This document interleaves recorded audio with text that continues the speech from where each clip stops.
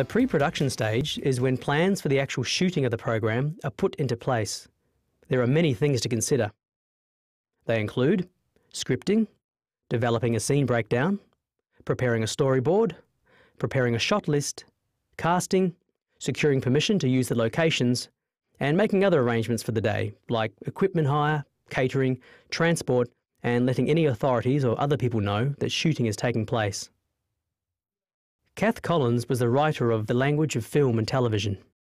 In terms of developing the story, I started with an idea and the characters that would be involved in that story, and then I did some work on developing those characters, and then I sketched out the different scenes.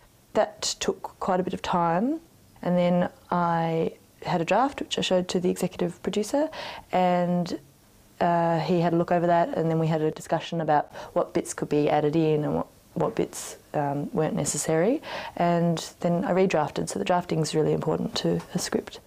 She incorporated the idea of the chase scene into the finished script. The chase scene contained all the other elements of the film that had already been talked about, like the editing and the camera work and the cinematography and the narrative elements of the film. And so it was a really important scene to have, because it's the point where all of those different elements combine to build up into a moment of high tension and hopefully quite frightening. And I wanted it to be really frightening so that it was a really good example of how film works. Once the script is completed, the producer and/or director develops a scene breakdown, which is then used by the storyboard artist to develop a visual idea of the different scenes to be filmed. The storyboard artist works under the supervision of the producer and/or director. Michael Henry was the producer and director for The Language of Film and Television. On this I had two roles. One was a producer, one was a director. As a producer, I had to take the script and break it down into scene breakdowns. I had to work out a schedule, like when we were going to shoot what and how we were going to shoot it, where we were going to shoot it. And then during the shoot I had to just make sure everyone was turning up on time, that everyone knew when they had to be at a specific location and how long they were going to be there. As a director, my work was pretty much then to visualise the script, to turn it from the words on the page into an image on the screen. Raquel Solier was the storyboard artist for The Language of Film and Television. Raquel worked closely with Michael to create the storyboards for the video, particularly for the chase scene. My work on this involved meeting with Michael, the director, to get down the storyboard so we can portray what he wanted it to look like on film to the cameraman.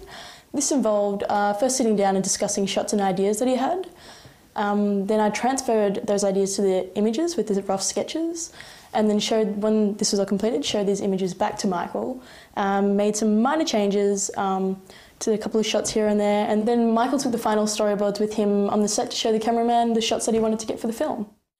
Storyboards and shot lists are very important because they get you to actually think about what you're going to shoot before you walk onto the set. Doesn't mean that you have to actually shoot everything that you've drawn up. And sometimes when you're on set, you'll see someone walk a certain direction or you see something happen and you'll go, ooh, I'll get that instead. So that's, it's always good to be open, but those storyboards and shot lists are always a good indication or a good guideline to what you should be looking at getting. With the storyboard completed, a shot list and shooting schedule are prepared, where the producer plans the filming of specific scenes. This includes where they will be shot, time needed for setting up and packing up equipment, the different camera angles needed, when they will be shot, and how long they will take, allowing time for several takes. It is also important to allow as much flexibility as possible in case there are unforeseen circumstances. The producer and director must also decide who will play the different roles required for a production.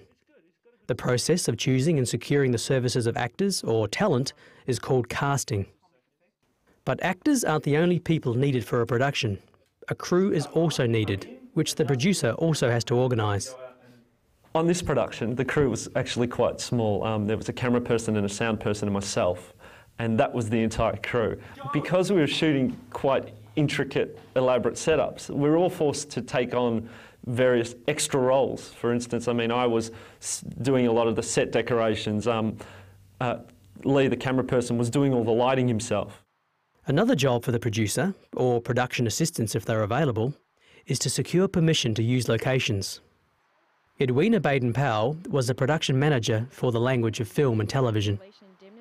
Edwina worked with Michael to secure the locations for the chase scene. One aspect of my job is looking for relevant locations if we need to film outside the studio, and this includes getting permits from the relevant authorities, which often include local councils. Other arrangements for filming are also necessary. For example, equipment for the filming must be organised.